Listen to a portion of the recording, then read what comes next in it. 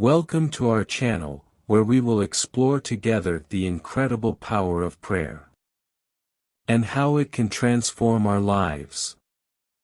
Pope John Paul II, on his pilgrimage to the sanctuary of Our Lady of Lourdes, on the Day of the Sick, said, "From the day of the apparition to Bernadette, Mary, in that place, cured pains and illnesses, restoring the health of their bodies to many of their children. However, she performed much more amazing wonders in the souls of believers, opening your heart to the encounter with His Son Jesus."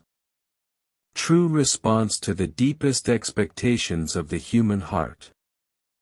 The Holy Spirit, who covered her with His shadow at the moment of the incarnation of the Word, transforms the souls of many patients who turn to her. Even when they do not obtain the gift of bodily health, they can always receive something much more important, the conversion of the heart, a source of peace and inner joy. This gift transforms their existence and makes them apostles of the cross of Christ, a banner of hope, even among the toughest and most difficult tests. Let's take advantage of this day and turn to the Virgin, so that she can intercede for our needs, and thus obtain the graces that are necessary for us. Let's ask Our Lady of Lourdes for protection and refuge. Under your protection we seek refuge, Immaculate Virgin of Lourdes, that you are the perfect model of creation according to God's original plan. To you, on this day, we entrust the sick, the elderly, the lonely.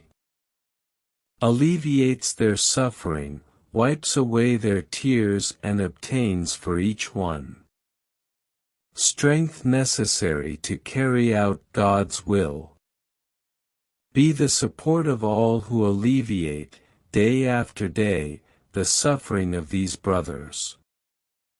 And help us to grow in the knowledge of Christ, who, with His death and resurrection, overcame the power of evil and death.